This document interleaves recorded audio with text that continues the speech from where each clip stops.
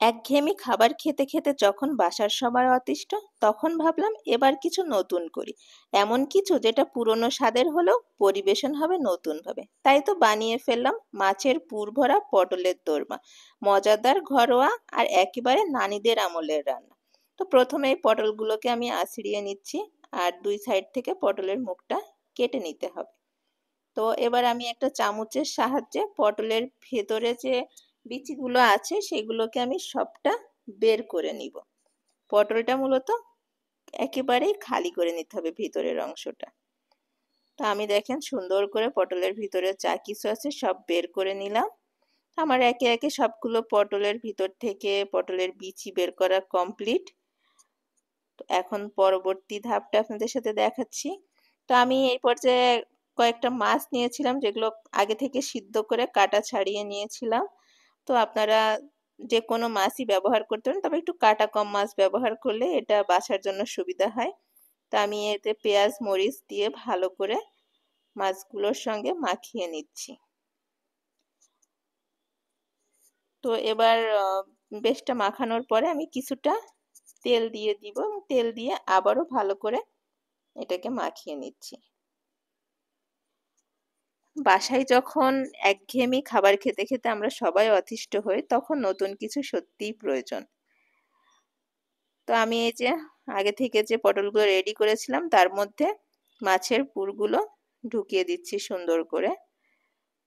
তো চেপে চেপে ভালো করে সাবধানে মাছের পুরটা দিয়ে দিচ্ছি। আমার পটলগুলোর ভিতরে সবগুলোর মাছের পুর দেওয়া কমপ্লিট। এখন চলে যাব এগুলোকে ভাজার জন্য। তো আমি চুলার উপরে তেল গরম করতে দিয়ে দিয়েছিলাম। এই গরম তেলের মধ্যে আমি একে একে সবগুলো পটল দিয়ে দিচ্ছি। তো আপনারা যদি এই ঘরোয়া রান্নাটা ভালো লেগে থাকে, তাহলে অবশ্যই একবার হলেও ট্রাই করবেন। আশা করি রান্নার পরে হাত চেটে পুটে খেতে হবে। তো আমার এই ভিডিওটা যদি ভালো লেগে থাকে তাহলে লাইক, কমেন্ট এবং শেয়ার দিবেন। আর আমার ইউটিউব চ্যানেল থেকে দেখলে একটা সাবস্ক্রাইব করতে ভুলবেন না। আর যদি ফেসবুক পেজ থেকে দেখে থাকেন তাহলে ফলো দিয়ে পাশে থাকবেন। তো এই যে আমি এপাশ ওপাশ সুন্দর করে পটলগুলোকে উল্টিয়ে পাল্টিয়ে ভেজে নিচ্ছি। এবার পটলগুলোকে তেলের মধ্যে থেকে একে একে তুলে নেওয়ার পালা। তো আমি পটলগুলোকে সব তুলে নিচ্ছি তেল থেকে। তো বাসায় অনেক সদস্যই থাকে যাদের পটল খুবই অপছন্দ। তো এইভাবে যদি এই রান্নাটা করে দেয়া যায় তাহলে কিন্তু তারা খুব তৃপ্তি সহকারেই খেতে পারবে। এই রেসিপিটা আপনারা ভাত বা রুটি যে কোনো কিছুর সঙ্গেই খেতে পারবেন। তো আর দেরি নয়, আজকেই পটল নিয়ে এসে একটা বারের জন্য হলেও ট্রাই করে নেবেন। তো এই পর্যায়ে আমি সমস্ত মশলা, পেঁয়াজ, রসুন, আদা বাটা, মরিচের গুঁড়া, হলুদের গুঁড়া এবং কিছুটা লবণ দিয়ে ভালো করে নেড়েচেড়ে মশলাটা কষিয়ে নিচ্ছি। আর আমি যে পটলটার পুর বের করে রেখেছিলাম ভিতর থেকে যে বিচিগুলো, সেগুলোও কিন্তু এর মধ্যে দিয়ে দিলাম। আপনারা যারা পটলের বিচি পছন্দ করেন না তারা এটাকে বাদ দিতে পারেন।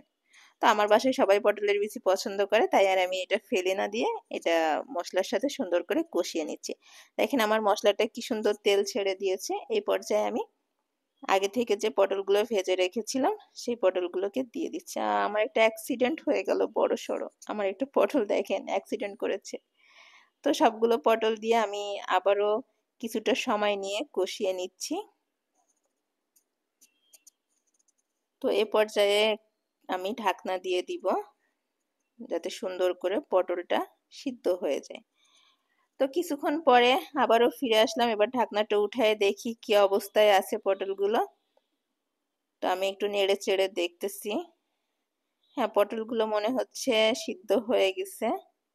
এই যে আমি একটু ক্যামেরাটা কাছে নিয়ে আসলে আপনারা স্পষ্ট দেখতে পারবেন। হ্যাঁ, রান্নাটা কমপ্লিট।